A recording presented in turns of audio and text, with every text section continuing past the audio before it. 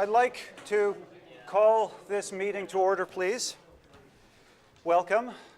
Good evening. My name is Ian Wilks. I'm a professor in the Department of Philosophy at this university, and I'm the moderator of this evening's event.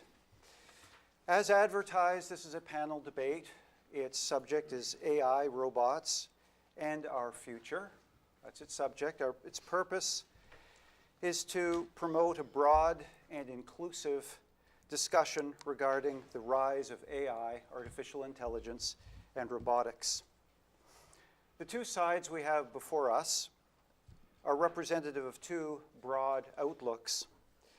The one outlook, we're going to call it the pro side, holds that optimism, there are grounds for optimism about what the future will bring regarding AI and robotics. Whereas the other side is going to maintain and argue that we should be more concerned about what the future will bring with regard to robotics and AI. Two recent news items illustrate the timeliness of both these outlooks. Here's the first. From yesterday, Senhance, a robotically assisted surgical device, lets surgeons use computer and software tech to move and control surgical instruments, enhancing the reliability and precision of surgical interventions, all for the good. But a week ago, a twin-prop Skyjet airplane with 6 passengers was landing at Jean-Lesage Airport at Quebec City. While at 1,500 feet on approach, it collided mid-air with a drone. It landed safely, no one was hurt, but a different point of collision could have produced a more tragic result. So of these incidents, which of them represents the true future face of artificial intelligence and robotics? That is the issue before us this evening. I would like to introduce our participants. First of all, on the pro side, beside me here, Dr. Stan Matwin, Director of the Institute for Big Data Analytics at Dalhousie University, a professor and Canada Research Chair at Dalhousie, Distinguished Professor at University of Ottawa, State Professor at the Institute for Computer Science, Polish Academy of Sciences, member of prestigious journal editorial boards. In 2017, was elected to the board of directors of CS-CAN, an organization representing externally the Canadian academic computer science community. More than 250 publications, has supervised 60 graduate students. On the con side, Dr. Teresa Heffernan, Professor, Department of English, St. Mary's University, Adjunct Professor, Faculty of Graduate Studies, Dalhousie University. In 2016, published a book, Veiled Figures, Women, Modernity, and the Specters of Orientalism, U of T Press. Earlier book, Post-Apocalyptic Culture, Modernism, Postmodernism, and the 20th Century Novel, again, U of T Press. Many edited books and articles.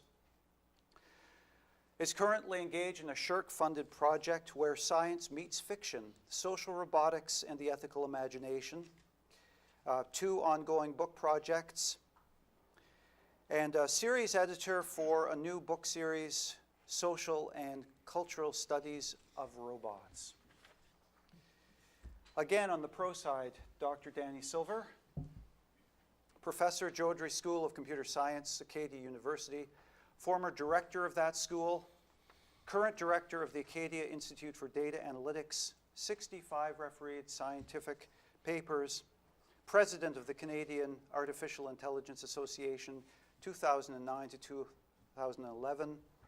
In 2016, received a Distinguished Service Award from that organization.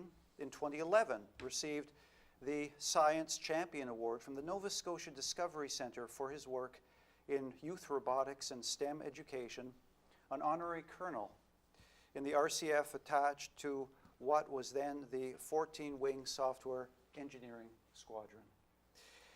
And again, on the con side, Dr. Paul Abela. Began his teaching in the philosophy department here at Acadia in 2001. He's a graduate of Oxford University.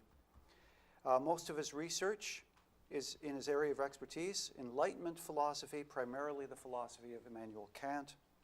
Has published a book entitled Kant's Empirical Realism with Oxford University Press. Has a long-standing interest in the intersection of critical reflection and technology, and as part of that interest, he developed over 10 years ago a new introductory course for first-year philosophy students entitled The Examined Life in the Information Age, which he has taught on a regular basis and is teaching this term. And if he looks mildly familiar to you, it may be because he's also has an interest in theater and is one of the founders of Wolfville Theater Collective, and has been a performer on many stages locally. I wonder if we could welcome our 4 debaters tonight.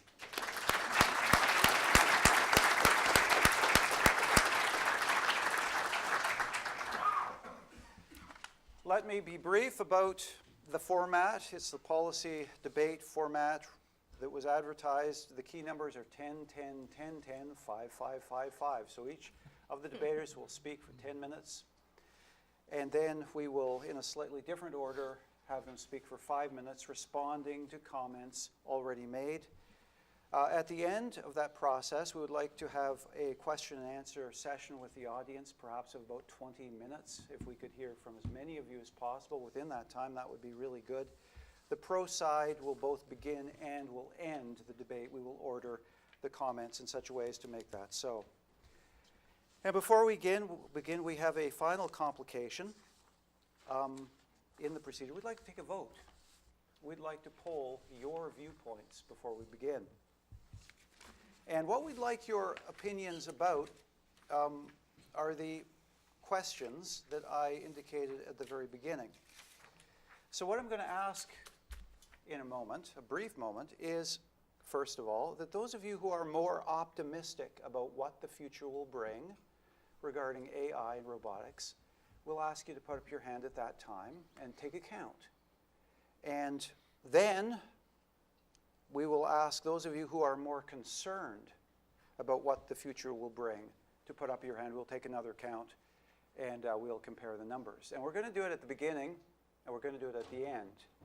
And what we want to see, hoping that you will all stay until the end, is whether the points raised in the discussion, the arguments, how they have impacted you, how they have changed or not changed your overall attitude toward these issues. So, without further ado, I'd now like to turn to the voting process. So we have some vote counters here, and if they could make themselves ready, I'd like all of you who are more optimistic about what the future will bring with regard to robotics and AI, put up your hand in a very countable way, okay?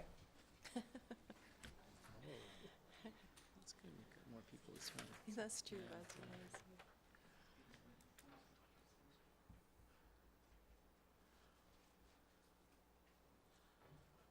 Okay, are my counters done? Is the counting done? Okay, I'm assuming that's so. It's interesting. Thank you so much. And now, for the other side of the debate, those of you who are more concerned about what the future will bring, could you put up your hand, please?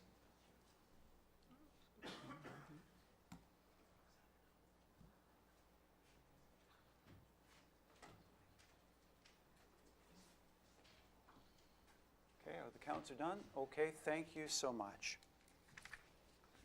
There are microphones up here there for the purposes of recording this event. And as a final point, an audience member has asked me to read the following quotation, which I will oblige him by doing. All our inventions are but improved means to an unimproved end. Thoreau. Having said that, I would now like to call upon our first speaker to address for 10 minutes. This audience. Let's see the microphone. Can I be heard with that now in the back of the room? Well, first of all, let me thank the organizers. Always nice to return to Acadia. I was assistant professor here many, many years ago, let's say at the time when my hair had a slightly different color, changed since. And it's great to be here on this occasion where we can talk about AI, which is, of course, something that's quite dear to my heart, and I do have opinions about AI. So I'm on the proponent side, clearly. This is what I do. This is what I teach. And this is what I believe. And I do believe that, let me say, responsible use of artificial intelligence will be beneficial for humanity in general. And I can substantiate that trying to look very briefly at some of the areas and how AI may change them in the years to come. But before we go there, what really, so since I'm the first speaker, what really is artificial intelligence, and how do we decide whether it is intelligent or not? So it's a very easy question for us, because we essentially say it's the art and discipline of building intelligent systems. And what are intelligent systems is, of course, decided and debated by our colleagues in philosophy and humanities. So, you know, we have an answer here. But of course, you like to have tests, and there are tests such as Turing test and others that try to decide when a system doing something is intelligent, and maybe if it can carry out a certain action or have a certain effect, it's intelligent. So I have my own take on that, which is not necessarily everybody's opinion. I think that we will achieve a real artificial intelligence when we will be able to build systems that tell jokes. And you know, and the best test will be if we tell a joke in a group like that, and people will laugh. So I will dare giving you an example. Of course, nowadays it's very difficult to tell a joke in public to begin with, and in university setting it's plain dangerous. And I will go on a limb and still do that. So I don't tell a joke, I show a joke. If we can try to go to my little, yeah. So this is something that I got on Facebook. I hope I haven't offended anybody here. And if you think about it, there's a lot of intelligence there. There's layers of culture. There is, of course, the vision part. There is a certain paradox, or kind of what's called in French esprit de contradiction. So, you know, building a joke like that people will laugh and you don't have to explain it to them, I think to me that will be intelligent. So, so this is only half a joke. I think that really building systems that can invent good jokes will be an incredible step in building artificial intelligence. And there are workshops and conferences on trying to do that. And I can tell you that they're very far from any degree of success that I would sign on. So we still have work to do. But of course, we have achievements, and it's interesting to see, and that's why we're really here. There is a rebirth of artificial intelligence, a discipline that started in the 50s, had quite a bit of success in 60s, 70s. Then there was this AI winter, and then back in around 2010, 2013, around that time, 2012, with the successes of machine learning, deep learning in particular, we see incredible interest, and all of a sudden you go to all kinds of meetings, and you know, your top bureaucrats, journalists, politicians, all of a sudden talk about artificial intelligence, machine learning, deep neural networks, and so on. So there is interest. That interest is because some successes have been achieved, and I will maybe in passing comment on that. But since I have 10 minutes, let me talk briefly about things that are, of course, will be mentioned in the debate. Jobs, okay? Big debate. Will AI take jobs away, or will it be actually a job creator?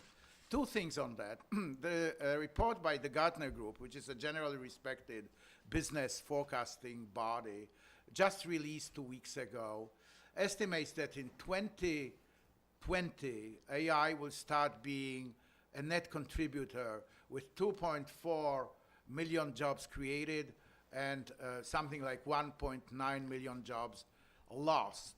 And so jobs will be created by AI. We often hear, yes, but these will be Mac jobs, you know, and they're not that interesting and that good.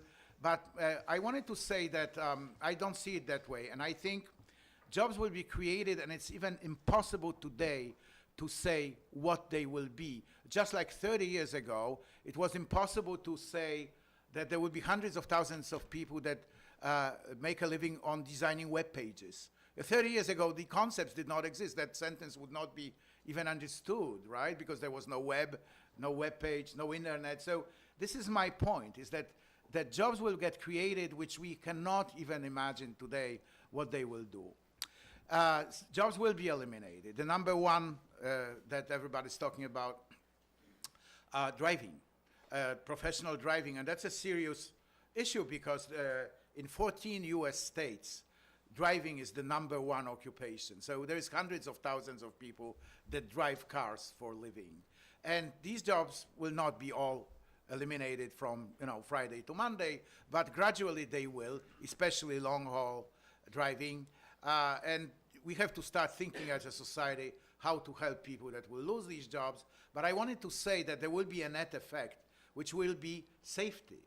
A huge percentage of road accidents, fatalities are caused by human error. That will go down drastically with technology. So there is a trade-off to the society that we have to think about and look at it in a kind of a multidimensional way, because it's a job loss, but on the other hand, it's a safety issue. It's it's a cost issue as well. Other aspects we can bring in. No doubt AI will generate wealth because technology has always done that. If you look at the wealthiest societies today, with some exception of some outliers, they are the societies where technology has infused the job market and the workplace. I think last but not least, AI will allow us to enhance human creativity and unleash a lot of human potential which is now wasted in a certain way. And I'd be happy to elaborate on that in the rebuttal. I think AI will allow us to better understand what is a human being, a little bit on the philosophy side, just by looking at systems that are almost like humans and trying to see what are really the differences. And it will put in focus sort of limits of human capabilities. If we can build a system that does something better than a human, what does it really mean? And does it do it in the same way that a human does this task, and so on and so forth. And finally, issues that have been with us since the beginning of humanity, mortality. If we can build organisms that are undistinguishable from us but are immortal, what does it mean philosophically, religiously, theologically? I think that's fascinating to see that we will have to think about these issues and talk about them.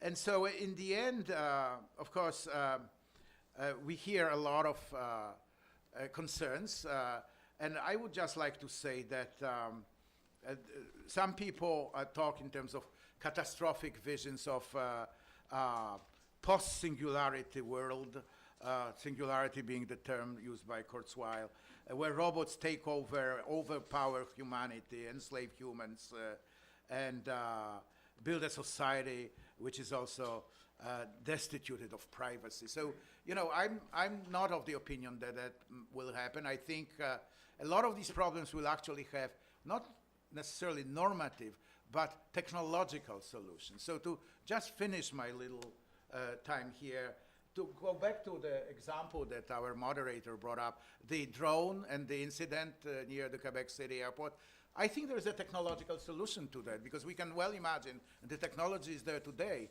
to require that drones are equipped with a vision system that will detect that they are in dangerous distance of a larger flying object, and then simply go down. And, there's nothing magic in terms of technology to build that in. So some of these problems will have technological solutions. And I happen to think that privacy that may be mentioned here also is an issue where we will be able to some extent, address it in a technological manner. My time is up. Thank you very much. Thank you very much. I'd now like to turn to Dr. Heffernan for 10 minutes. Thank you. Okay, so let me begin by saying the massive industry and military investment driving this technology has already rendered a calm position irrelevant. There's no stopping it. All we can hope for is for some sane regulation, more transparency, more education, less hype, more voices in what's been largely an unregulated field. And so I want to thank Danny for putting together this panel and for inviting me, as I think an interdisciplinary approach is vital. You've likely all heard about the promised benefits of robotics and AI, from better decision-making to self-driving cars that are safer, to smarter cities, to more utopic claims about a superintelligence helping to eradicate disease and poverty. But let's step back for a moment and consider the big picture in order to question this techno-optimism. Remember the early days of the internet with all the heady promises of a technology that would unite people and encourage the spread of democracy? Now, think of the more recent stories coming out of Silicon Valley about how many of its industry leaders are sending their children to Waldorf-type schools and severely restricting their access to tablets and phones because, as Chris Anderson, CEO of 3D Robotics and a father of 5, explains, we've seen the dangers of technology firsthand. I've seen it in myself. I don't want to see that happen to my kids. Teenage girls in Japan spend an average of 7 hours a day on their mobile phones, with nearly 10% of them putting in at least 15 hours, sparking a whole new field of medicine and prompting the Japanese government to invest in internet fasting camps for kids, as too much screen time has been linked to obesity, sleep problems, alienation, and depression. In 1996, Sherry Turkle, a psychologist at MIT, appeared on the cover of Wired. An early enthusiast, she was optimistic about the revolutionary possibilities of the internet. However, after over a decade of research on the effects of this technology, she completely reversed her position, publishing Alone Together: Why We Expect More from Technology and Less from Each Other, which is about the ways in which cell phones, tablets, and social media drive narcissism, anxiety, and isolation. So too, Jérôme Lanier, a computer scientist and one of the early designers of virtual reality, has grown skeptical about the utopic promises of a technology that he helped to create. In Who Owns the Future, he argues that online economies have disenfranchised the middle class as users are persuaded to give up their valuable information or data, what is now referred to as the new oil, for seemingly free services. In other words, you moving your thumbs around on a phone or tablet is making lots of money for other people. The digital age that promised to bring the world together seems to instead be driving us further into silos, thanks in no small part to monopolies like Google and Facebook, two of the richest companies in the world that make their money from offering an advertising platform from anything from clothing to politics. They want our eyeballs glued to the screens all the time and have devised all sorts of clever ways of psychologically manipulating users in order to keep us there. Clickbait, like buttons, sensationalist headlines, a casino slot machine interface are all part of an industry interested in maximizing profit by inflaming passions. Instead of democracy, global togetherness, and reasoned, evidence-based debates, what we've been seeing is an increasing gap between rich and poor, the rise of nationalism and religious fundamentalisms, fake news, trolls, global dictators, and madmen, from Trump to Erdogan to Putin, who has recently commented that whoever controls AI will control the world. Many former engineers at Google and Facebook are now expressing regrets about the addictive manipulative technologies they helped design. The venture capitalist Robert McNamee, who made massive profits from his early investments in these companies, said recently, quote, "The people who run Facebook and Google are good people whose well-intentioned strategies have led to horrific unintended consequences. Remember, Dr. Frankenstein did not set out to build a monster. He wanted to build a wonderful man and to cure disease and death."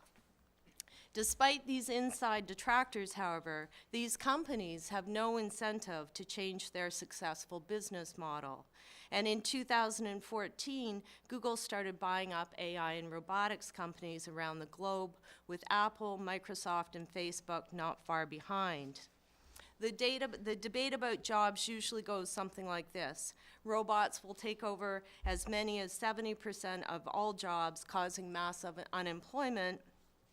The counter-argument is that this technology will perform better than humans, and like the first industrial revolution, will create all sorts of unimagined jobs, freeing humans up from drudgery so that we can all be free to be creative.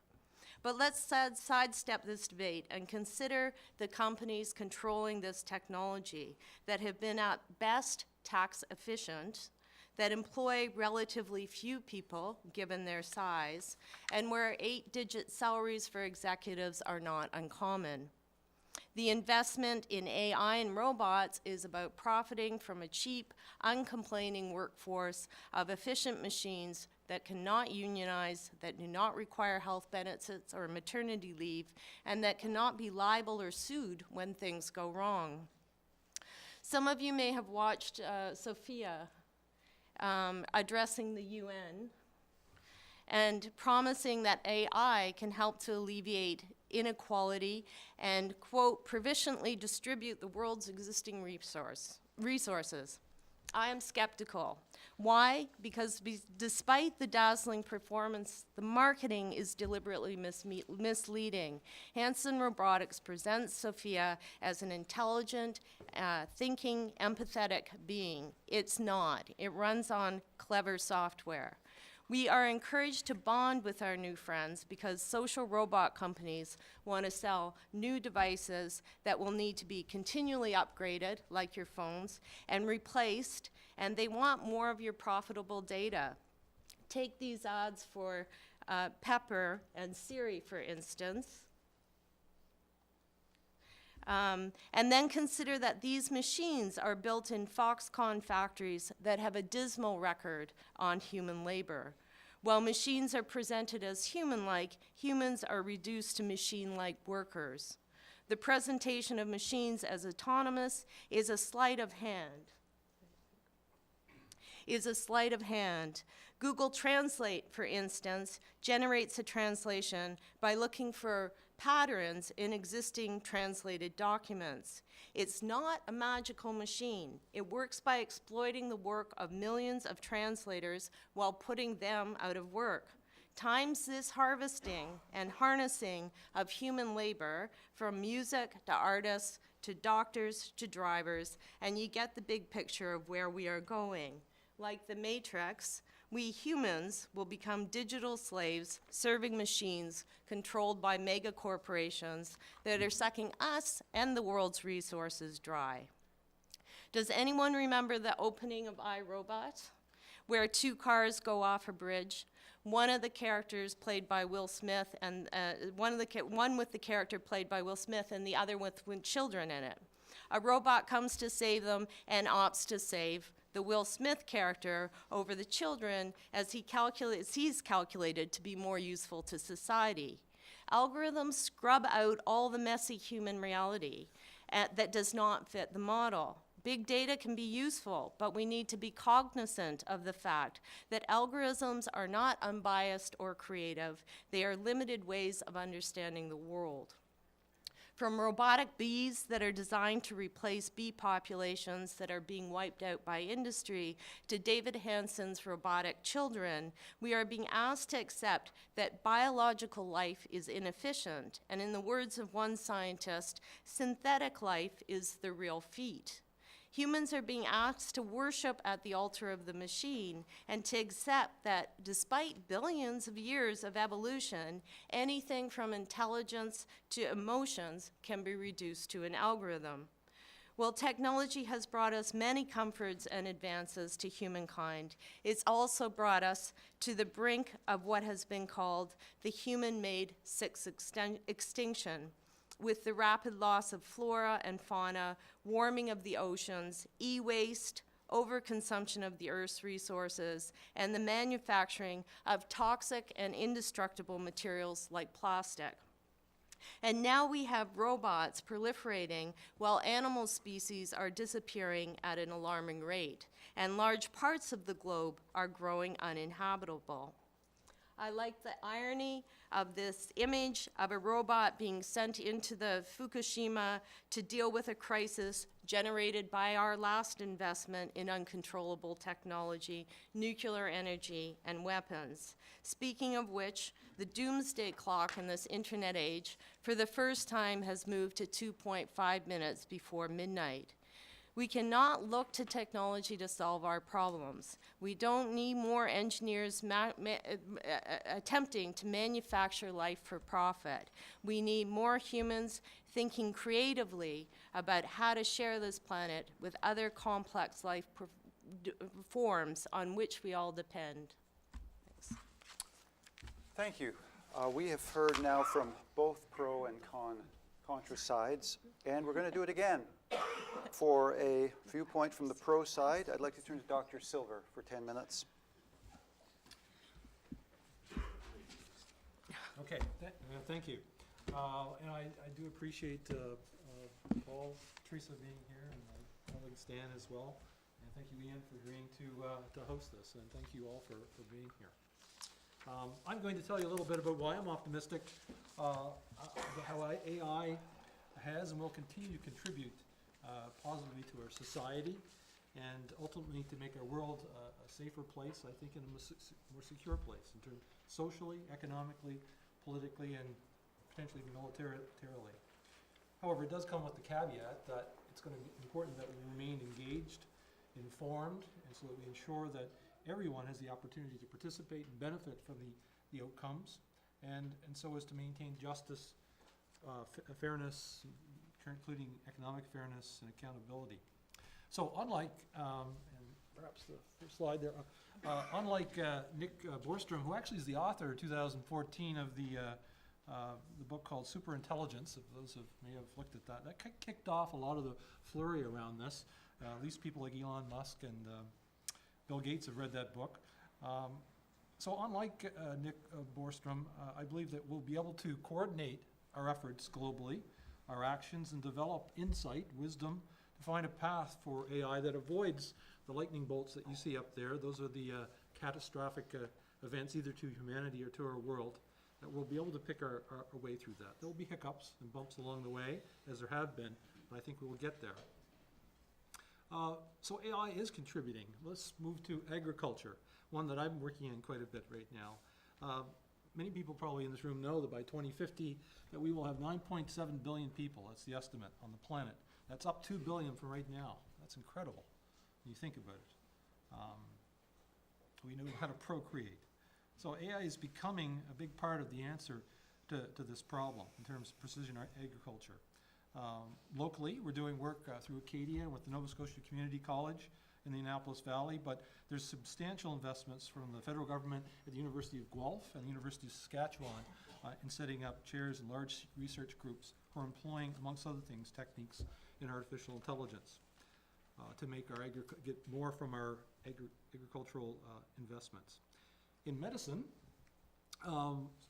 many of us have had either our own challenges of health, or parents, relatives who suffer from cardiovascular types of problems, or cancer in particular is a diff one. And waiting for biopsies results to come in can be very stressful.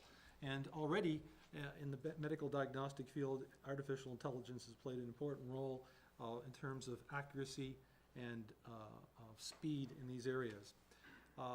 In the United States, the 21st Century Cures Act earmarks $3.6 billion to use these types of technologies and new treatments to increase our ability to deal more quickly and more effectively with the diseases that we're suffering under.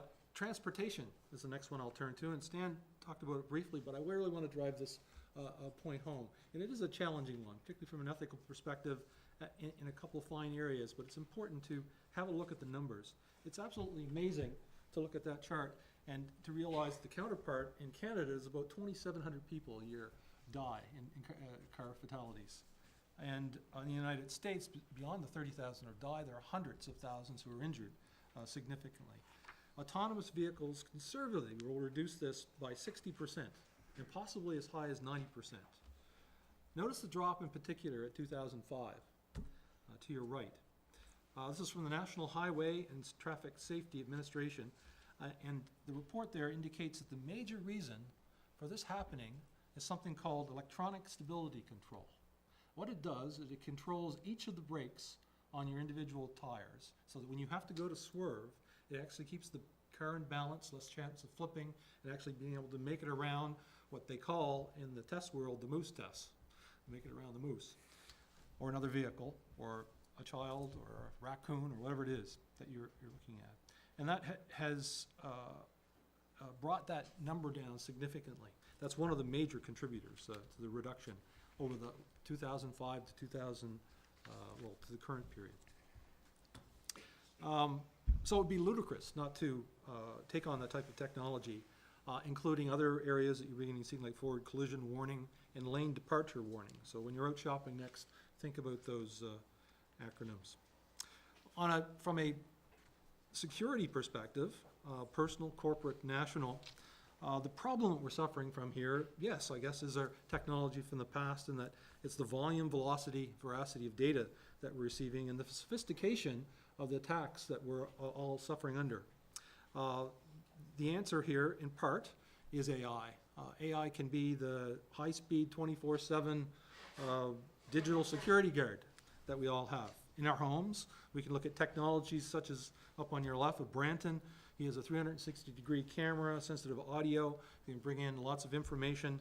They're adding to it all the time, and it can alert you if an intruder is in your home, or if some other event is happening. That's probably not so good in your own home. At the office, we're already used to using AI technology. Maybe we didn't know we were doing it. That we're scanning, or our universities, our businesses are scanning data through their systems, emails as they come in, attachments, web pages, etc., looking for attempts to infiltrate our systems, gain data, things like this. And Canadian AI experts such as Jeff Hinton, who you see up here, regularly consulted by many leading organizations on how to make important steps in dealing with cybersecurity. And for the nation, on the national height, you should know that Canada has set up a Canadian Cyber Incidents Response Center, of which AI is playing an incredibly important role. That was set up in 2016, and it's receiving a considerable amount of funding in comparison to the things we traditionally think in terms of warfare and defense. So our machines are getting smarter. There's no question about this. Stopping it is not something I think that is easily going to be done, nor do I think we really want to. The question is, how can we continue to have them grow in their intelligence and still be safe, have justice, fairness, and accountability? And there's three broad areas I'm going to outline. One of them has to do with AI developers, practitioners. There's government, and lastly, I want to talk about education.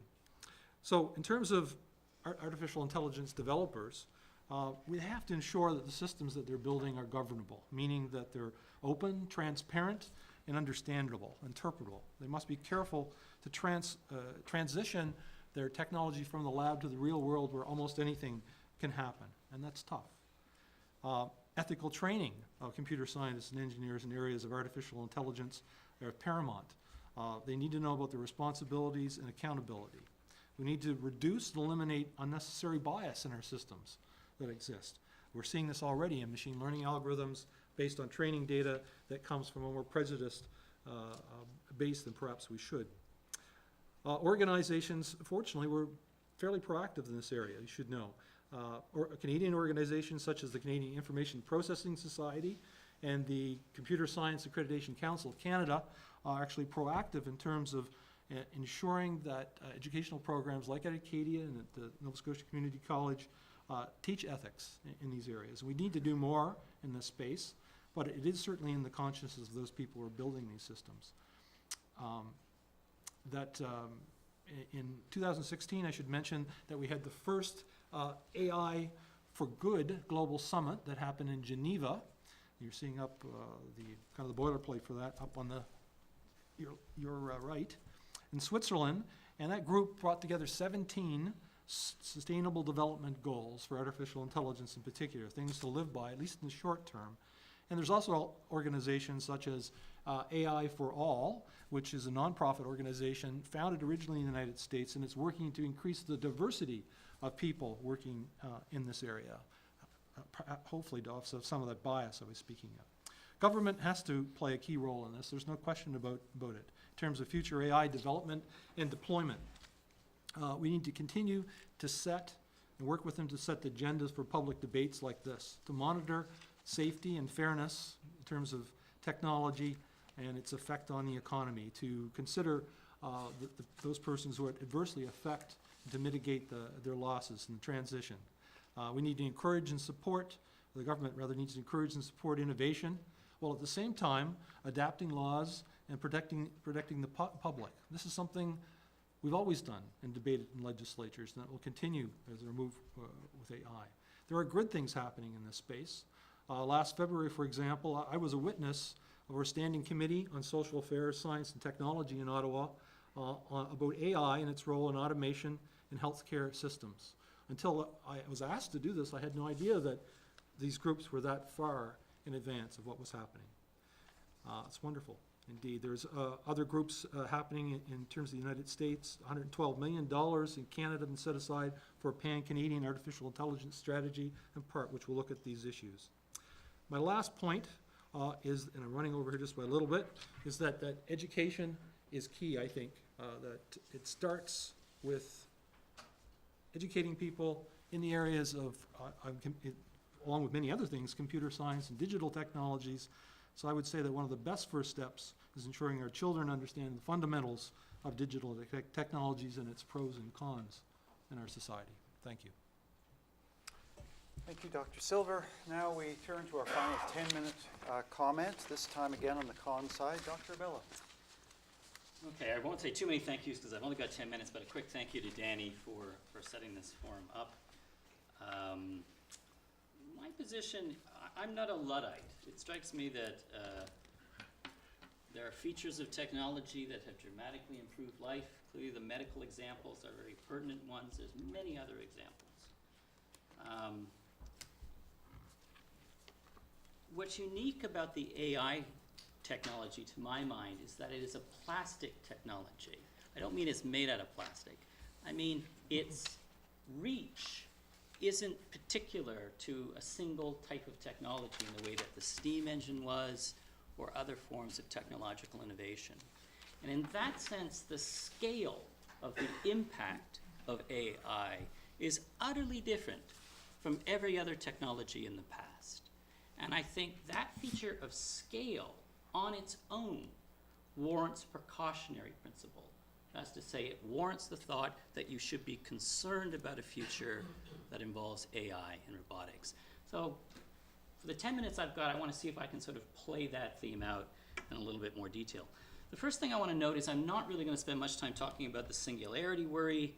It makes for great sci-fi movies. I think probably most of us on the panel are in broad agreement that that worry is, if it happens at all, is 30 to 40 years on the horizon.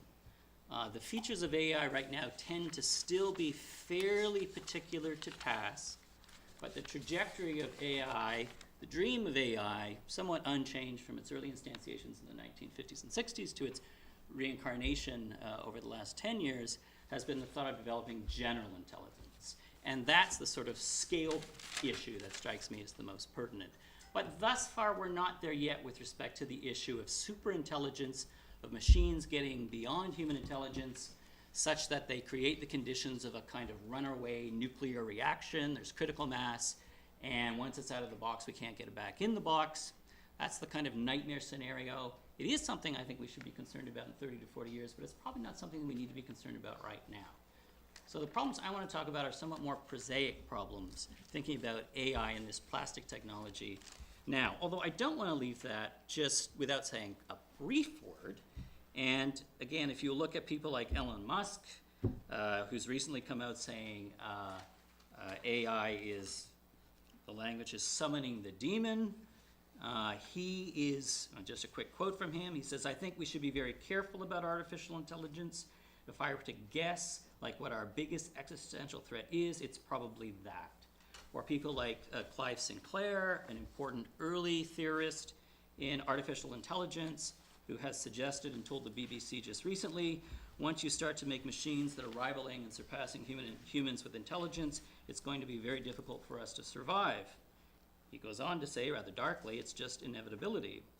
And then even people who've been away from the sharp edge of technological development but still have a finger in it, people like Bill Gates, for example, has come out just recently and said, I am in the camp that is concerned about superintelligence. So I wouldn't want to leave that completely off the radar screen. I think it's something you'll need to think about. The young people in this room perhaps will have to deal with more in their lifetimes than in mine. But I don't think it's the most immediate and current worry. We already have AI being moved into many parts of our lives, as I say, in somewhat discrete ways. And I want to talk a little bit about that application and that application problem. In that context, I want to talk about AI in the messy, real world of interest and power. It's very easy to say, well, I think AI is good. It's just how it's used. It could be used for good, could be used for ill. AI itself is neutral. That's not an unintuitive position. But if you're really thinking about the application of AI, which seems to me really where the rubber hits the road, you should be concerned about the messy world of interest and power. So I'm going to talk a little bit about state-to-state relations in that context, in the context of the development of AI, state-to-citizen relations with respect to AI. Just a word or two, if I've got time, about the judiciary and AI, so the relationship of the state to the accused, and then a few words about AI in the context of civil society. So the first one is the notion of state-to-state relations. And obviously, state-to-state relations much hangs on the way in which what the relevant postures are between states, and clearly military postures are, sadly, a fundamental part of that story. So I just want to show a really brief clip in just a moment. It's just 90 seconds from the film Failsafe, a 1964 Sidney Lumet film. And what I want to draw out of it is both the state-to-state issue, but what I'm also interested in is those four domains I'd like to talk about in a general arc. That's to say, the notion of responsibility. Where does the buck stop when you're thinking about bringing AI into the messy world of power and interest? So this is just 90 seconds from Failsafe. Do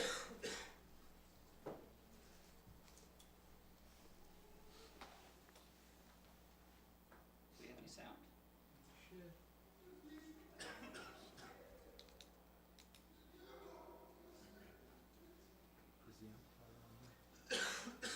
Darcy, can we stop my clock?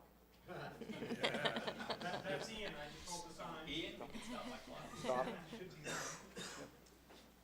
You should have 5 minutes right from the start of this question. Oh my God, really? Well, Danny had a couple of extra ones, so I might poach one or two. We would have been here earlier, but Paul ate so much. Oh, yeah. I think the AI found out you're talking against it, Paul. That's why we need to be very careful. Decided to silence you. Yes. Critical thinking is already under attack, I can see.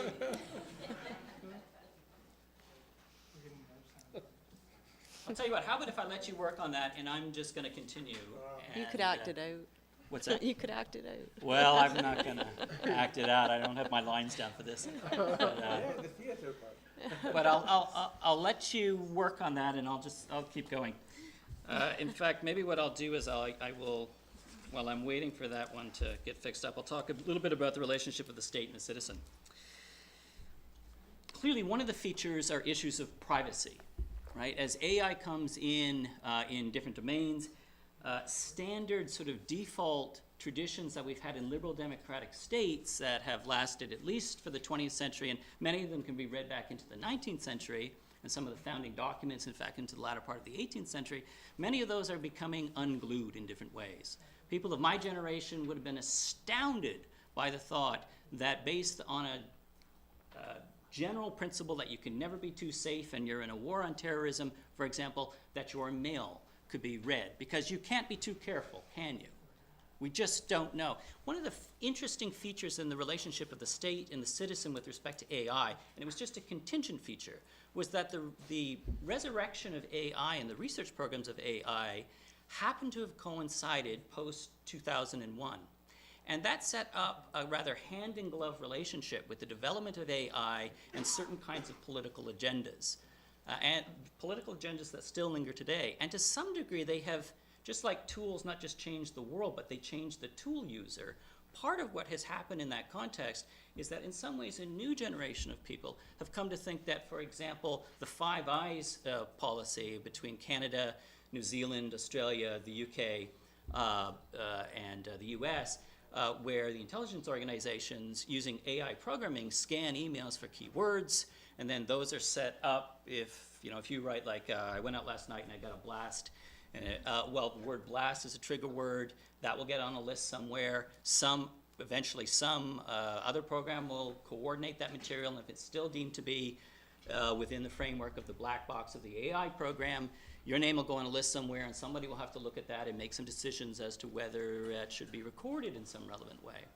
So it's just a contingent feature, but it's frightening to my mind that notions of privacy, the relationship of the state to the citizen on that front, have been dramatically eroded in the messy feature of interest and power that happened to be the stage when the reincarnation of the AI research project happened.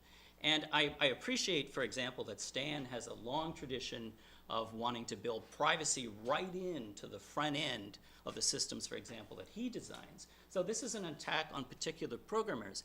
It's an attack, if you look just in terms of the expression of AI in the relationship of the citizen and the state, we have seen AI as a very powerful and, to my mind, quite dangerous tool in whittling away the notion of the sovereignty of the individual in liberal democratic states. So that's one feature. Are we good on this now? Yeah. All right, we'll try the state to state. Let's see if this will run. We have instruments so good, Mr. Ascot, they can tell the difference between a whale breaking wind and that stuff blowing its face. How are you, gentlemen? I'm sure we got the best of them. Turn down a little. We're very proud of you here, sir. Go on, Colonel. Money is well spent, Mr. Ascot. I don't doubt it for a minute. And you don't have to smoke me, General. My committee doesn't deal with appropriations. Only with how the appropriations are spent. You sped this up, but we'll take it at double speed. Be impressive. But I'll tell you the truth, these machines scare the hell out of me. I don't like the idea that every time I take off my hat, some thing up there knows I'm losing my hair. I want to be damn sure that thing doesn't get any ideas of its own. It's what you mean, Mr. Ascot. That's the chance you take with these systems. Who said they have to take that chance? Who voted who the power to do it this particular way? I've been around here collecting, but nobody gave me that. It's in the nature of technology. Machines are developed to meet situations. Now they take over. They start creating situations. Not necessarily. There's always a chance. Who said so yourself? Oh, we have checks on everything, Mr. Ascot. Checks and counter-checks. Now who checks the checker? Where's the end of the line there? Who's got the responsibility? The president. He kept learning this going on. How can he? It's too complicated. If you want to know, that's what really bothers me. The only thing that everyone can agree on is that no one's responsible. Okay, stop it there. That was the internet clip, wasn't it? That's an internet version because they squared it down and doubled up the speed. Okay, but anyways, that got the point across. So when you're looking at state-to-state relations, and you're looking at that, obviously military posture is a fundamental feature of it, AI now has become a very important part of what state-to-state military posture looks like. Now you might say, well, when you think about who's in the White House, maybe you're relieved by that thought. But I think the current occupant of the White House is the exception that proves the rule. Let me give you, in fact, an empirical example of this. Some of the students in here, in 1983, I was where you are right now. I was a first-year undergraduate student. I didn't know the name of Stanislav Petrov, but I wish I had, because he was the man that saved the world in 1983. He was a lieutenant colonel outside of Moscow in a Soviet early warning detection center. The Soviets had just brought in an integrated computer system integrated with their satellite coverage. It was a primitive AI instantiation. And the early warning system indicated that first one missile and then 5 missiles had been fired from the continental United States, intercontinental ballistic nuclear tipped missiles. It indicated that they had been fired, and then it confirmed the firing, and then it confirmed the trajectory, which was the Soviet Union. He had 10 minutes to make a decision. The decision was whether he endorsed what the system was telling him and pushed it up the chain of command to Andropov, who was then the head of the Central Committee, with the military endorsement that missiles were on their way and a political decision would have to be made with respect to Soviet retaliation. He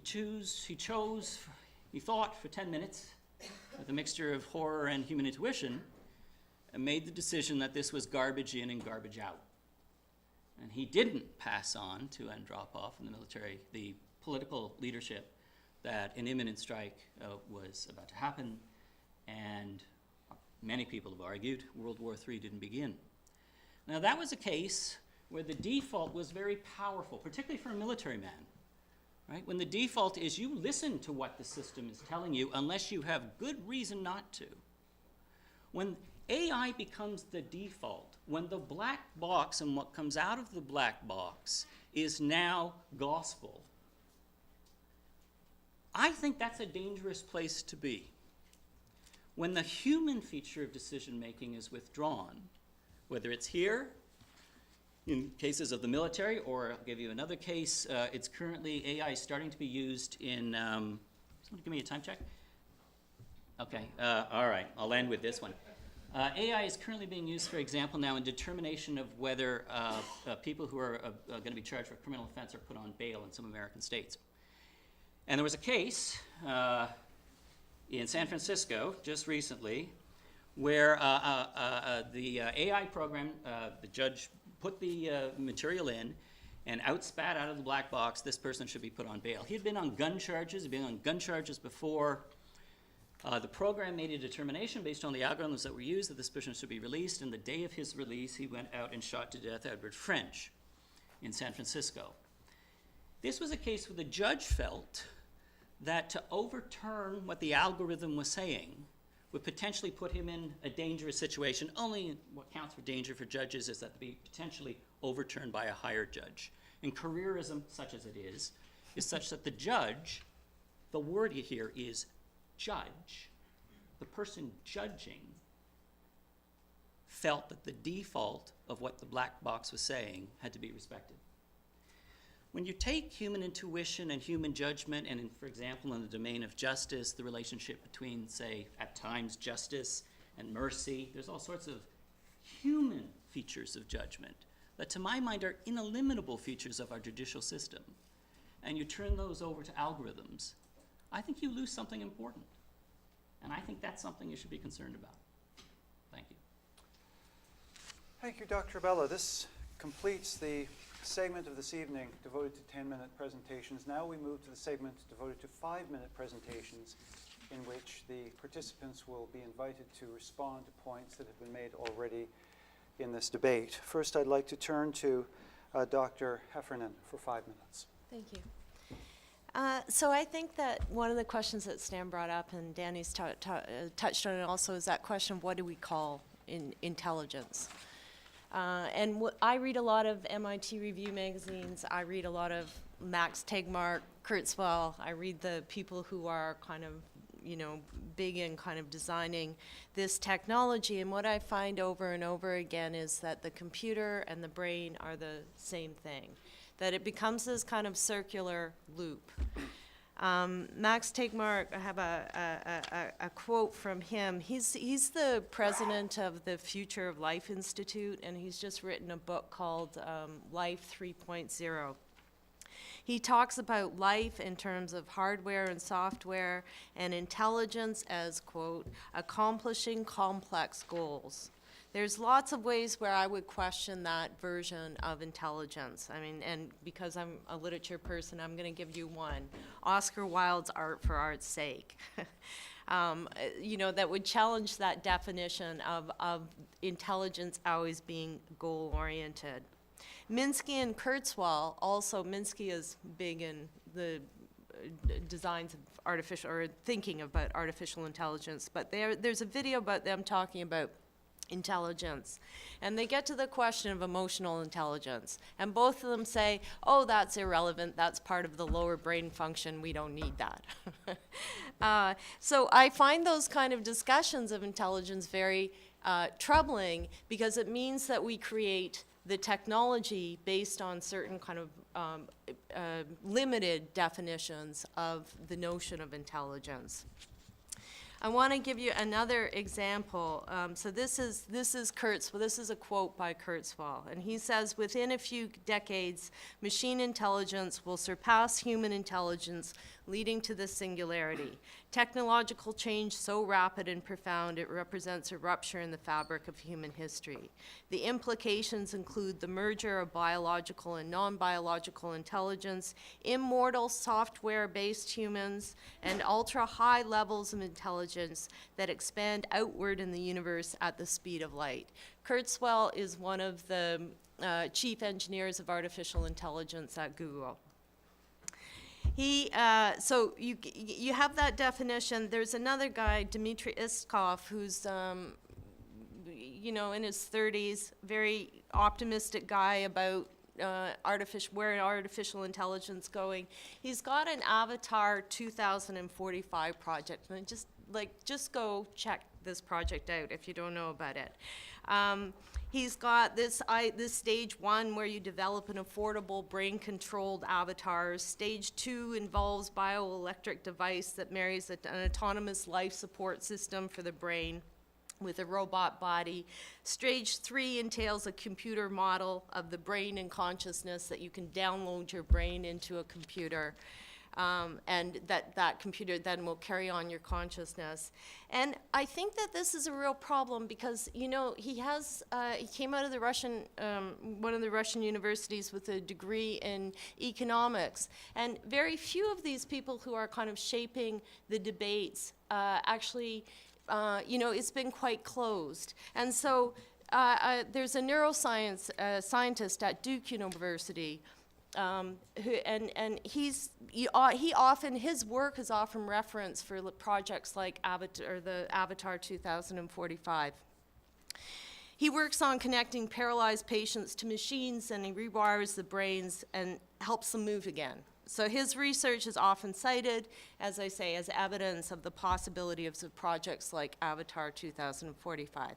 This is what he himself says. What people don't realize is that we're not talking about, not even in the distant future, of downloading someone's thoughts, emotions, and memories and passing that to another subject. That, in my opinion, is very unlikely to ever happen. And I think one of the problems if I'm reading it is in this field that you have so few people talking about what intelligence is, for instance. I know I'm a literary critic. One of the projects they have going at Georgia Tech and Stanford is to make more ethical machines. The way they're going to do this is get them to read literature. And really, I have to ask, being a literature scholar, have they ever read novels like Tess Lederer's? What exactly literature are they going to train these robots for? And this idea of reading, they're not reading. Reading is a complex system, a complex process. This is about information. You can't reduce literature to kind of moral algorithms that then, an if-then algorithm that could determine behavior. But thanks. I think my 5 minutes is up. Yeah. Thank you, Dr. Heffernan. I'd like to turn now to Dr. Matwin. All right, so I'm a techno-optimist. I should make a T-shirt with that sign. So I stick to this label. I wish I had more than 5 minutes. Let me see if I can start my timer here. So this is a debate. So if I can disagree with some of my distinguished colleagues here, I think that I'd be doing my job, and conversely. So first of all, with Professor Heffernan, yes, you gave us a long list of ills of our society: inequality, populism, egoism, environmental decay. I agree, we have these problems as a society, but first of all, I would not necessarily blame AI for all of them. And then also, I would put it in a perspective, which is that while our contemporary society has these problems, let's think for a moment about how the society was 100 or 150 years ago. There was death penalty, torture, economic conditions for the working class were deplorable. Women were treated as like slaves. There was slavery, constant wars, child exploitation, communicable diseases. I mean, Steven Pinker wrote a whole book, The Better Angels of Our Times, I think, where he, on 800 pages, makes this argument that in terms of violence in the society, and that's what he studies, we are the best off in the history of humanity. So I would rather look at this whole sort of container of social issues in that way. Yes, we have problems, but we are a better society than we ever were in history of our species. So that's one point. The second thing, and I will touch here also on something that Paul said and Teresa, so there's this whole kind of complex of issues related to data and privacy, and the fact that we use devices and what we do with them then gets used by somebody to make money. That is certainly true, but maybe we should rethink the whole data equation and think about a system where we are owners of our own data and we make that data available or not for a price to whoever wants to use it. And we can talk about AI and things like that, but there's another much more mundane example that happens every day, and many of us here in this room are users. The Price Club. The Price Club makes more money on data that you leave behind because it's a unique retailer where every item that goes out of the store can be demographically linked to a person. So it's a gold mine, and they make a bundle of money on the data. And we go there and we buy, and we also like the fact that there is no advertising. There's no advertising, of course, for that very reason. So we have to think about our data as a good we have, and we have to think as a society about a system where we will be able to decide and make that data available for a price to the government or to a business or to another person.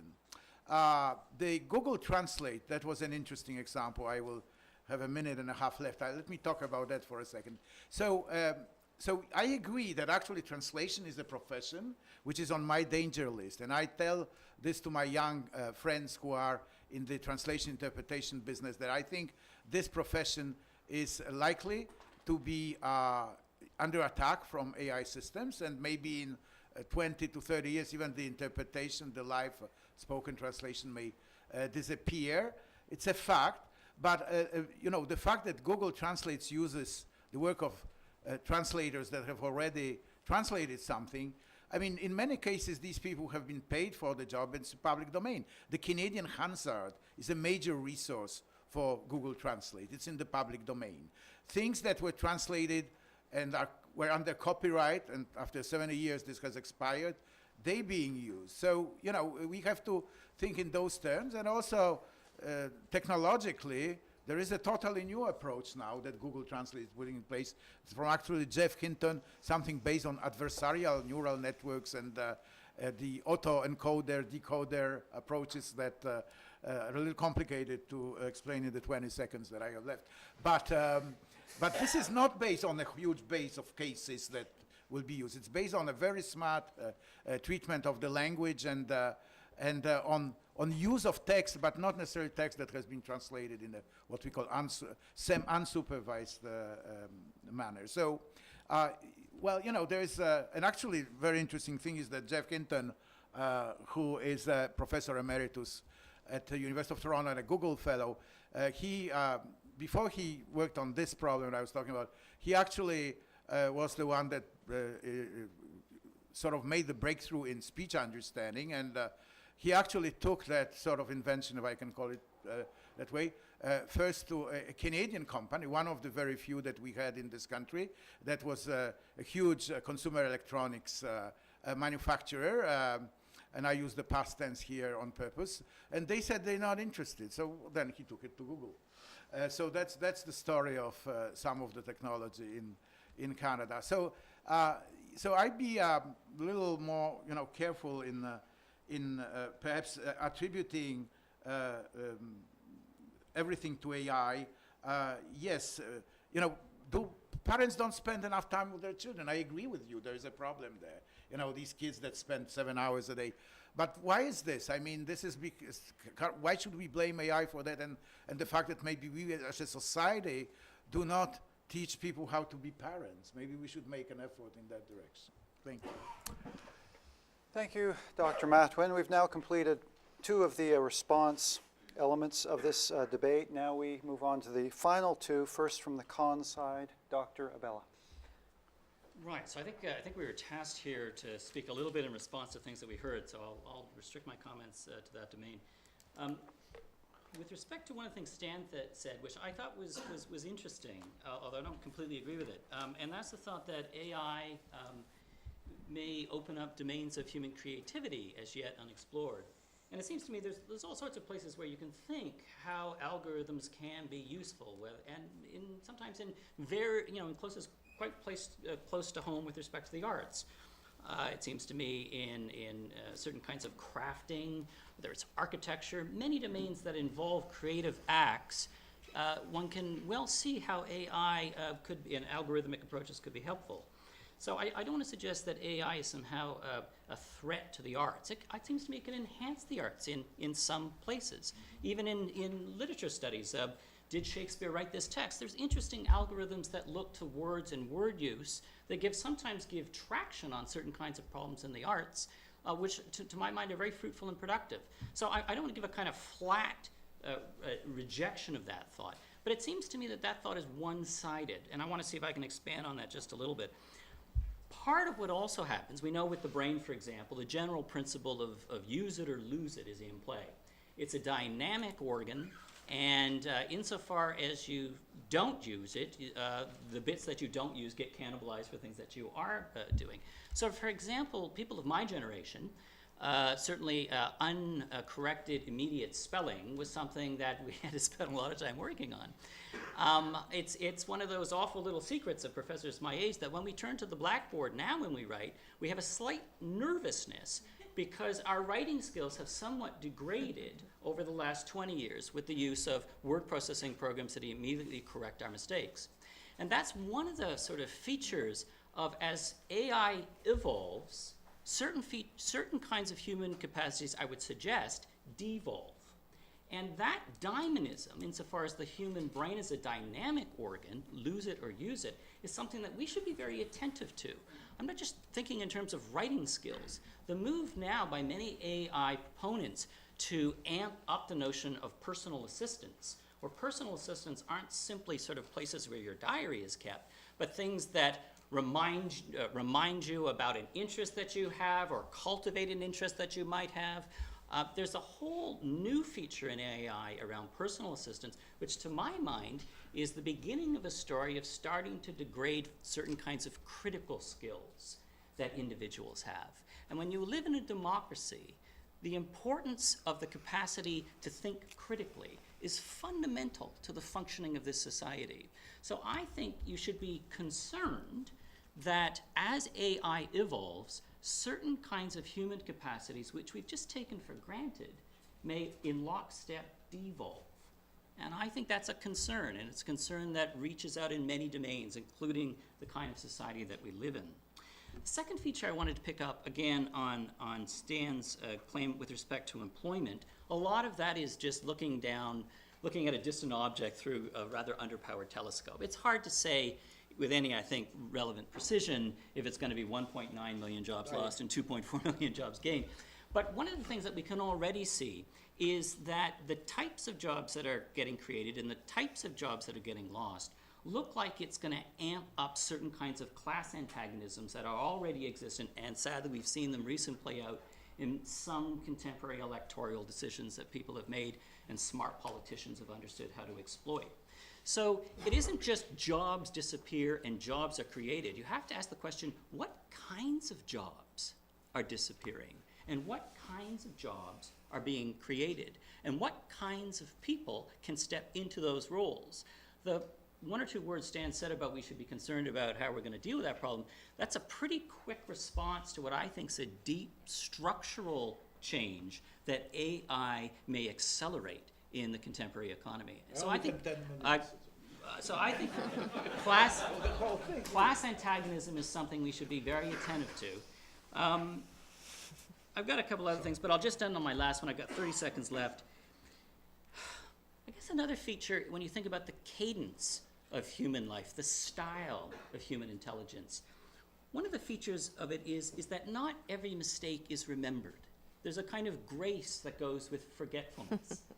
And when you're constantly held to task for some picture that went up on the web when you were 20 and barfing on a couch, and now you're 35 and you're trying to get promoted in the business that you're in, that feature of a never forgetting technology, to my mind, changes the sort of style of human intelligence and human culture. And I think that's something we also should be very concerned about. Thank you. Thank you, Dr. Abela. And now for the final response, 5-minute section, Dr. Silver. Thank you very much.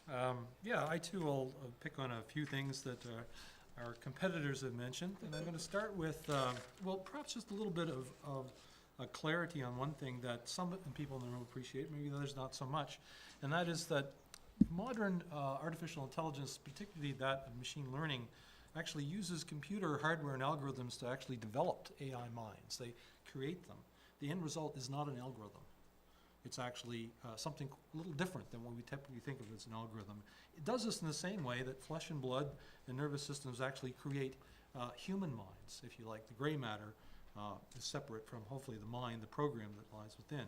So I just wanted to clear that up. We don't write algorithms that do these AI things. We write algorithms that generate actual methods of predicting things, performing, that type of thing. There was a couple of suggestions made earlier by Paul, particularly around problems like the state and the citizen. And frankly, I walked away from that one thinking that this is a problem of biological AI and not a problem of digital AI. I mean, with the fact that the state and citizenry has separation is being driven by, individuals who have an agenda, and they're using a technology, in this particular case, perhaps artificial intelligence. And in terms of AI in the judiciary, I think that this is a common error that we make. I'll relate this one back to the automobile, the autonomous vehicle. Picture the following situation. We are now 10 years into the future, and in fact, that 30,000 lives or 2,700 lives per year in Canada has now dropped to, perhaps only 500. And we're very happy with that. But the moment that an autonomous vehicle runs over a 3-year-old girl, we're going to feel quite different about it. What are we going to feel? How is it you're going to feel? If you really think about that, and I did the other day, is that what you want is someone to blame. And a cold piece of metal that's perhaps connected to the internet, you can't blame it in any particular way. Whereas at least you could get mad at the person driving the car, sort of thing. So it's interesting to juxtapose those two. A reduction by thousands of saved lives to the chance of and that's the same in this case. The judge made a decision that was in favor of the AI, the architecture, the computer architecture, and I would guess to say that in the past there have been many, many egregious, much more egregious errors made on the part of human judges than that particular one.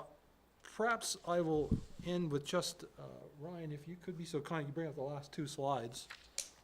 I just wanted to talk a moment, pick up on some of Stan's points from back some time ago that, in the short term, I think that artificial intelligence is going to free us to work on things that we love a little bit more. The points actually that Teresa made, I think there actually is some benefit to that. But in the longer term, of the bigger questions, and I wanted to share these with you, about the rights and equality of artificial intelligent agents. We're going to think about that, but more importantly, we're going to think about it perhaps in ways we haven't in terms of our own selves. What does it mean, by the way, to know something? Will a computer ever know something? Will it ever believe something? Is that possible? Can we terminate an AI once it reaches some level of intellect? Is euthanasia okay for AI? Is it possible or morally even ethical to transfer a mind of one AI to another AI once they've reached some level of sentience? Is it okay to marry an AI? Yeah, could you have children? If you had children, would it be an AI child or a human child? I mean, these are far off, but it gets us thinking about it.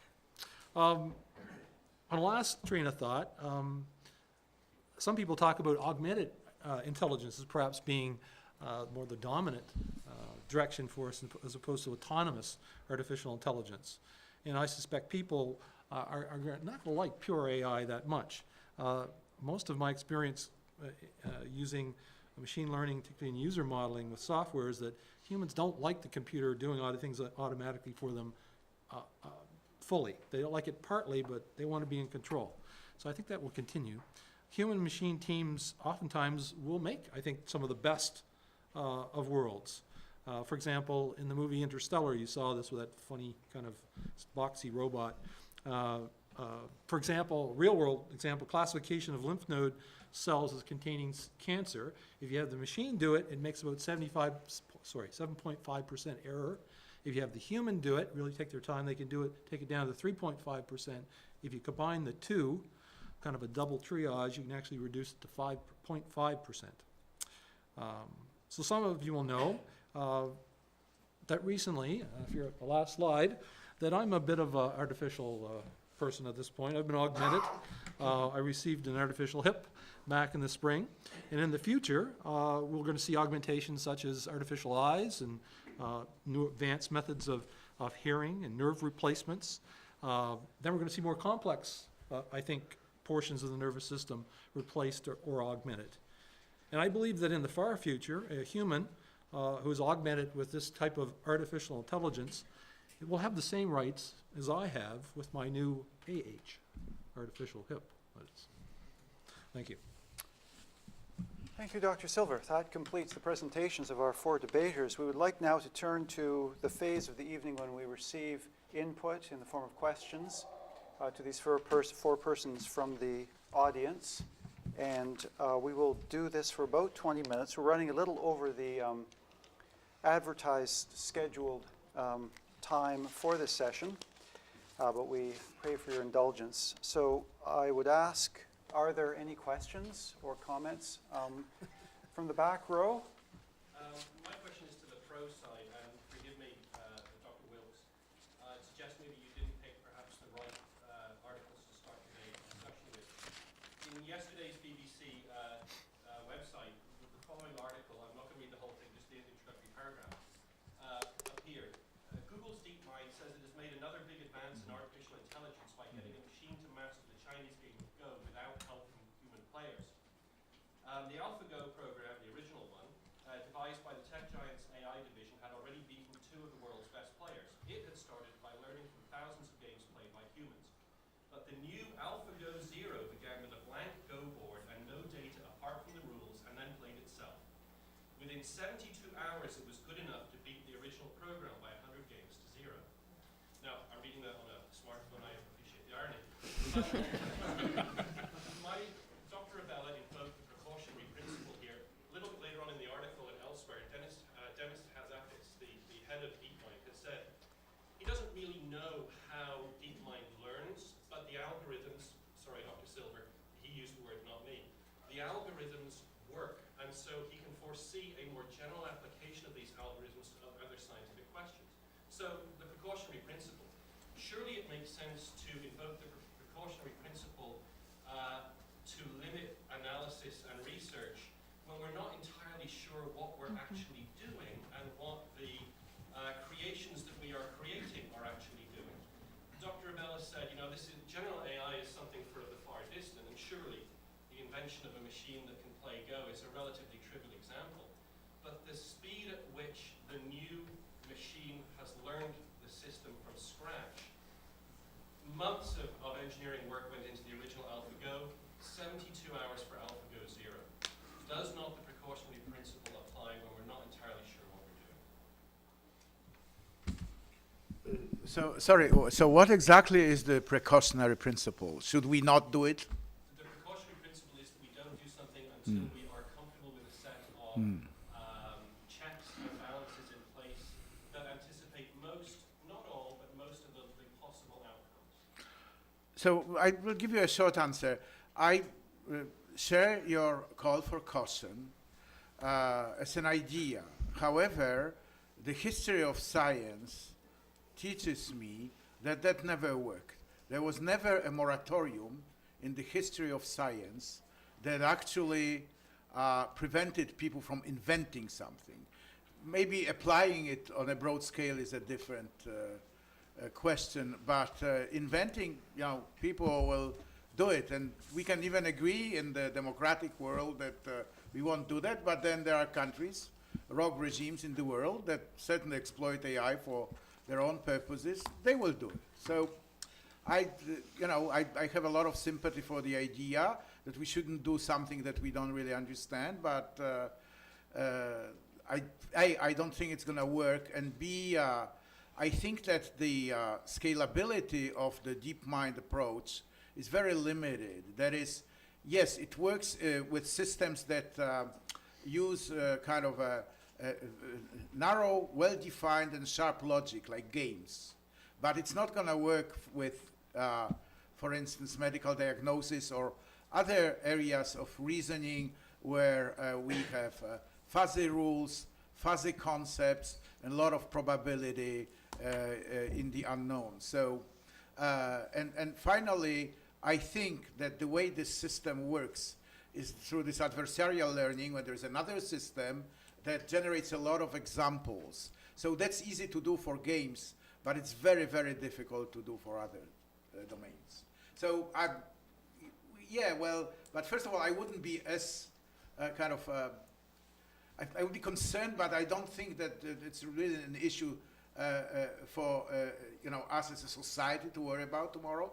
And we have to think about ways of dealing with these things that are perhaps different from what we were trying in the past. Can I take a question from the middle section, back row? What struck me by all four members was you talked very much as a first world group of people. You talked about very much as North America, where you've got a big ocean on either side of you protecting you. I'm a combat vet. I did 14 combat tours. AI is killing people overseas at a rate that would never happen if it was flesh to flesh, because we would never put soldiers in harm's way for the margin of error that we were getting.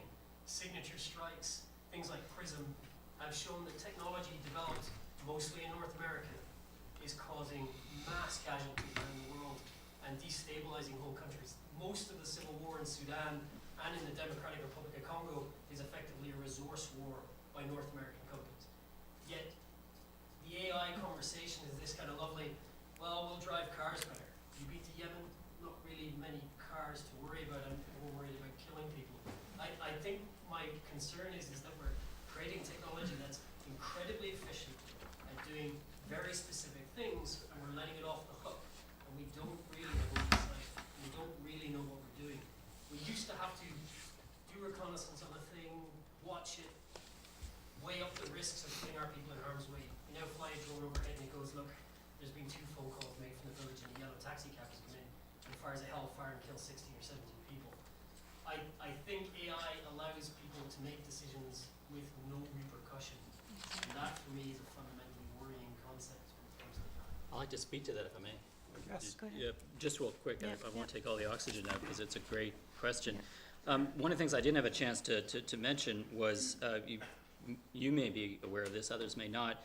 There is an attempt by AI researchers and robotic researchers, so within the AI community, to create a ban, for example. This won't quite answer your question because you're talking a little bit about drone strikes, but with respect to autonomous killing machines, so autonomous drones, if you will, there's now an attempt, and it's a ferocious debate within the AI community about creating a structure so there is a ban on the development of those weapons in the same way that we have a ban, for example, on biological or chemical weapons.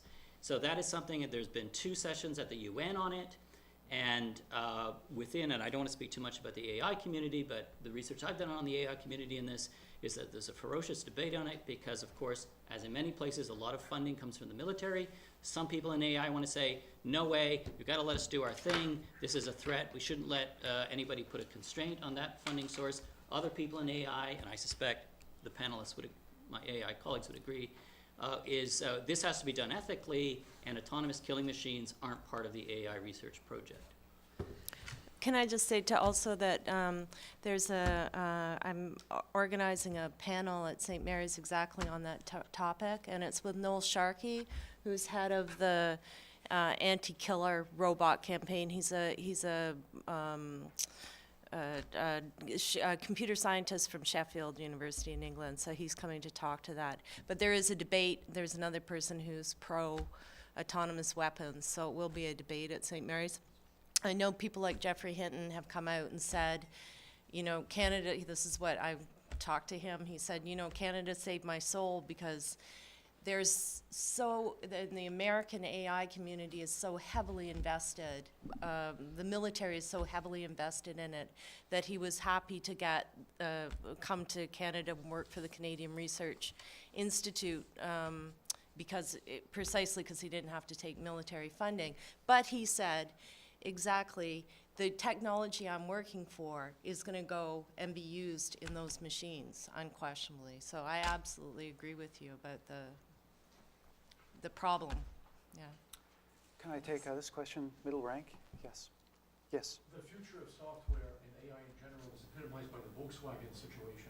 If you're not familiar, Volkswagen programmed their cars to behave differently in the lab versus the road. In the lab, in the government lab, they're very efficient and clean. They're inefficient, but non-polluting. On the road, they're efficient, but they pollute. Those guys, I'm sure they all took ethics classes at computer science and university. Our lives are going to be ruled by opaque, inscrutable algorithms and rules that we can't audit. And because it's proprietary, closed source software, there's nobody who has the right, let alone the expertise to audit these rules that are changing constantly. So I don't see where the future is. Well, I'll try that one. I think that, what am I doing here? Yeah, I guess you can hear my voice on the videotape. I think what you're saying is true, Pierre, but at the same time, at the moment, software in these systems is not scrutinized in the same way as, for example, they do actual trials of the physical device of the vehicle. I think we need to get to that. We need to start to put tests in place that do test for these things. Currently, it's not being done by a third party. We do test vehicles for road hazard and that type of thing quite thoroughly. And so you're correct. But it's not an impossible problem to solve. It can be done. Can I take a question from this side? Yes.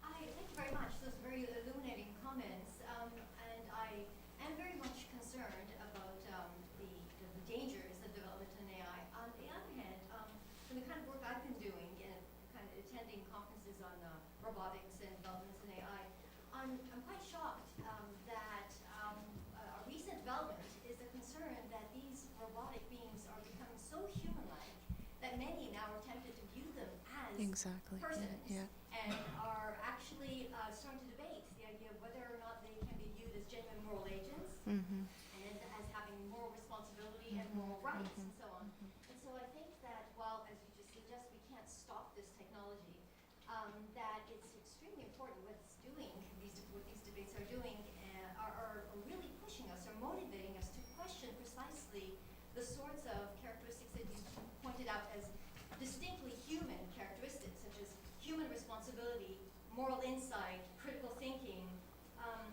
the capacity for deep learning, autonomy, what it means to be an autonomous being, and the capacity for humor. I like to add to that also the capacity for gossip, which some view as distinctly human. And so these debates are healthy and so on, and that they're pushing us, they're motivating us to really question and probe these issues very deeply. What is a human agent? What does it mean to be a truly autonomous being? It doesn't just mean being able to carry out acts on your own, behaving, making decisions on your own or doing whatever you like. That there may be something more to autonomy than just that. And there may be something more to being a moral agent than being able to behave like one. It's being able to make that critical human judgment. So I think there's certainly the need, to continue probing these issues. But my point is that by probing these issues, we can at least make some progress. We might be able to. That's probably the best way of making some progress in stimulating these abilities in these robotic beings to make them safer for cohabitability, to enable us to cohabit or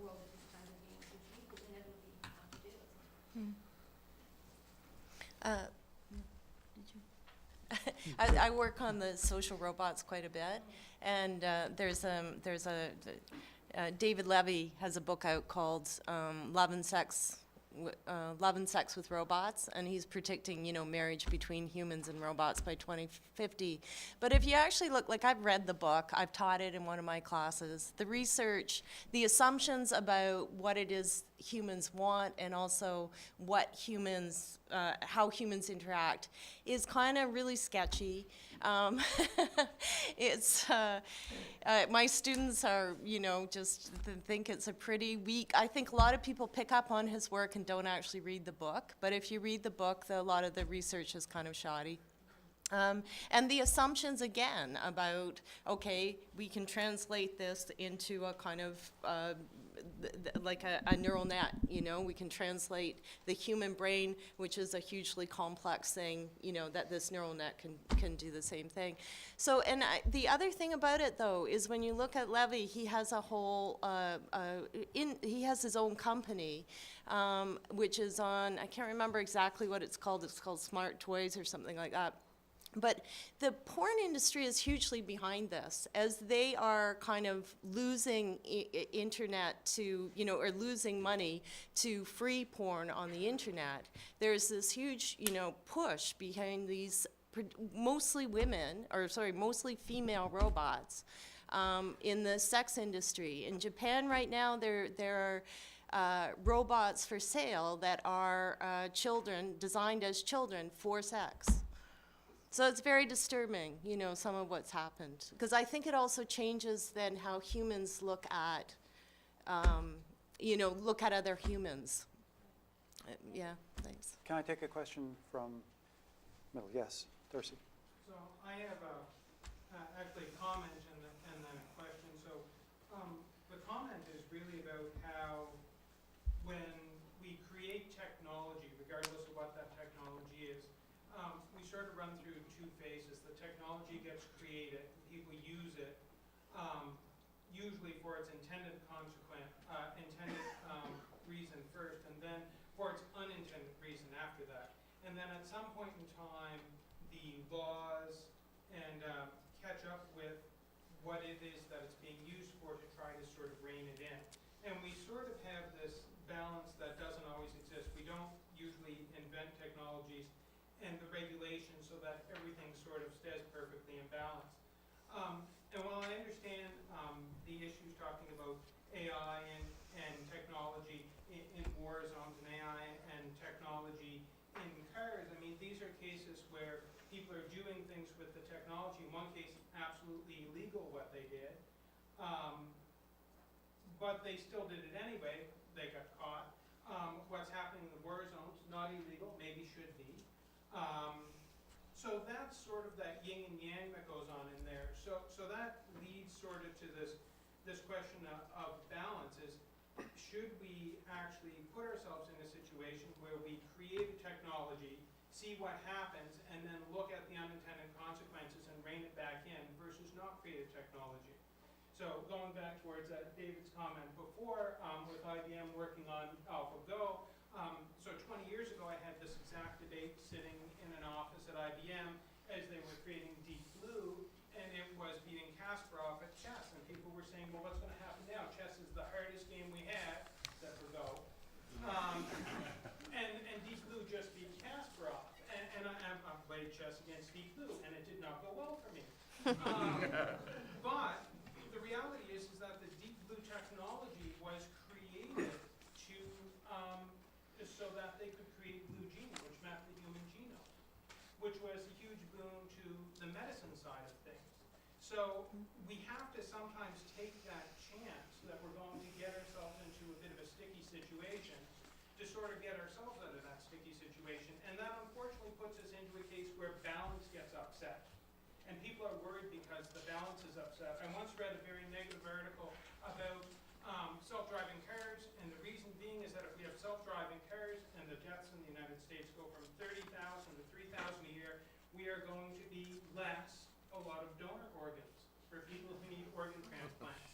And that's a concern. But then I also read this past summer that donor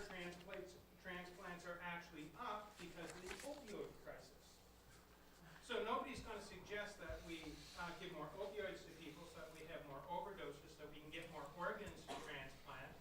But people are worried about anything that shifts the balance. So I guess the question that I have for the panel on both sides is, should we wait so that we know that balance is not going to be upset before we create new technology? Or is it actually worth taking a chance to see what happens and then try to bring it back in afterwards?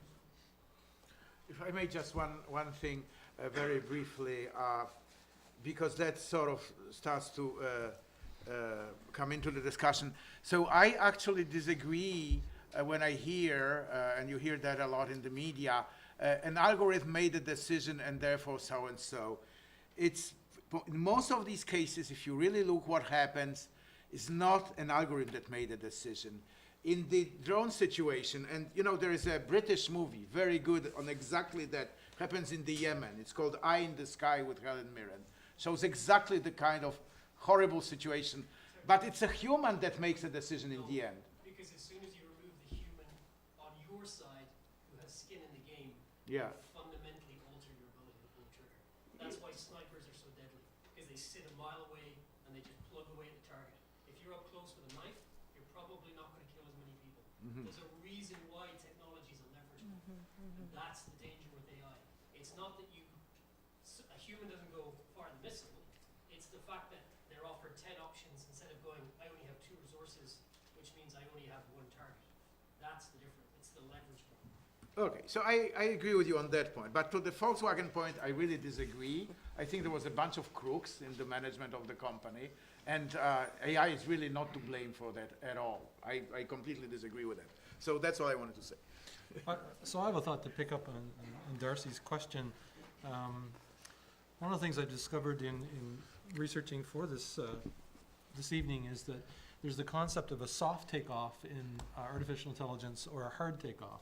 And the idea of the hard take is the one that really worries us, that I know it's worrying David and about your question. And that's the one where you take that incremental step. It does have what we think are just some few worrisome problems which we'll reel back, but in fact now it's a case of the AI which can then very rapidly create more AI and more powerful, and all of a sudden it's out of control and we've lost the game, and that you know, the Terminator is here. And there's been a fair amount of debate and thinking about that, and it's interesting that Borstrom, again, who wrote this the book on superintelligence, on one hand, he's one of these persons very keen on living in the same way as Kurzweil. He wants to download himself onto his computer. As a matter of fact, he's got plans to be cryogenically frozen and things like this. Yeah, and somewhere along there in all of this, he also decided that, well, it's seemingly in the book that we're not going to make it there anyway because the hard takeoff is going to happen. Many more people I read actually would tend to agree that the soft takeoff is more likely. It is incremental, that there will be losses along the way. There will be Airbuses that go down, there will be cars that kill people. But weighing off both sides, largely it'll be in favor of the advancements, right? I think, as pointed out by the gentleman in the back, there are cases where people purposely misuse this technology as they have any other technology. But it's hard. It's interesting to think about this hard takeoff versus the soft takeoff. Thank you. We have just passed the 20-minute mark. I would like to take now the second vote of the evening, and I would like our 3 vote counters to be ready for this. First of all, I wonder, there may have been 1 or 2 people who came in late and didn't vote the first time. I wonder if they could not vote the second time, if we can therefore keep our 2 tallies even. And so what we're voting on is the following first option. If you are more optimistic about what the future will bring with regard to robotics and artificial intelligence, if that's your mindset, could you please put your hand up?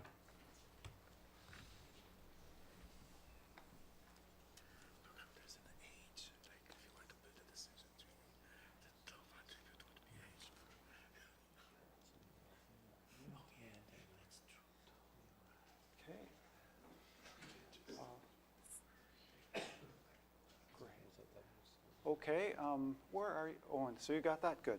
Okay, the second option now. If, on the other hand, you are more concerned about what the future will bring, please put your hand up. Be very close. Okay. Okay, now my 3 vote counters, if they could just bring me up their tallies. While I am laboriously tallying the votes, I have an artificially intelligent device here, which will, I think, expedite the matter. I think we can take one more question so there will not be dead air. In the red shirt. Okay, I think that all the concerns about the future that is coming with artificial intelligence are about us. Okay, we are worried who will control artificial intelligence, and this is really very good worry. Okay, and we would need to go back to 19th century and revise certain things that drive what we have right now. Now, if we really get to the point of real artificial intelligence, nobody would control it. Intelligence is very difficult to control. The best thing will be if this artificial intelligence will learn ethics from us. I'm actually very serious about this. Because, you know, the Send their new example which is prodigy given, off to a different planet. listed on CBC about that the machine learn on its own how to play Go. The rules are relatively simple, and that's why it could do it. Now, artificial intelligence would not learn this way exactly as what we can learn, because the experience provided to this artificial intelligence will be very limited in compared with us. So Professor Matwin's example with this, that will be intelligent when we will see a joke like you presented, I think it will never happen, but artificial intelligence may present a joke that we will not understand. To say. Yes. It better be good, because we are in trouble if, you know, we have competing, possibly superior intelligence, which would be more ethical than us. Because the problem with all this, you know, is it's worse than with rifle association, because producing gun is for one purpose, you know, to kill people. Artificial intelligence is not one purpose thing. It's very flexible. And at the same time, I recently read that at a conference on artificial intelligence, somebody discussed if autonomous robots should be equipped with a fast small bullet or big slow bullet to instantly kill a human being. Well, if we discuss things like that, it's absolutely nothing to do with artificial intelligence. And that's a danger. What do you think? So since my name was called, I think that the ethical issues are critical. I think that it's not impossible that some form of genetic algorithms, for instance, which is one part of AI that I personally believe is capable of true creativity, that they can evolve some rules that will be really interesting, but if we don't understand them, it will be hard for us to follow them. So I'm sensing that we're getting into a situation where this supreme artificial intelligence that you are talking about will be some kind of a god, and this is then for my philosophy friends or even theology than more than me. So and it's, you know, it's after hours anyways. Too serious for the time. We would need to move the debate to some more conducive environment, you know. Let's then end this session with the numbers. It appears that more people voted at the beginning than at the end. And the raw numbers are, at the beginning, 41 for, 26 against. At the end, 36 for, 25 against. And to interpret those, the fours were leading by 15 at the beginning. They were leading only by 11 at the end. So the ratio was in favor of the against. That's right. We'll take that. And that is a commentary not only on the presentations of our 4 debaters, but also on the audience presentation. the audience involvement. Thank you so much to all who asked questions, and apologies and thanks to those we didn't quite get to. I'd like to thank again our speakers, Paul Abela and Teresa Heffernan and Stan Matwin, Danny Silver, Ryan Goringa for technical assistance, and Owen Alexander, Hasna Faruqi, Paul Xu helped with the counting, thanks to you. 45 North, Chuck Calder handled the video. Danny, did I leave anything out? No, it's fantastic. Then let me bar is open. declare the session at an end. Thank you so much for your participation, and good evening.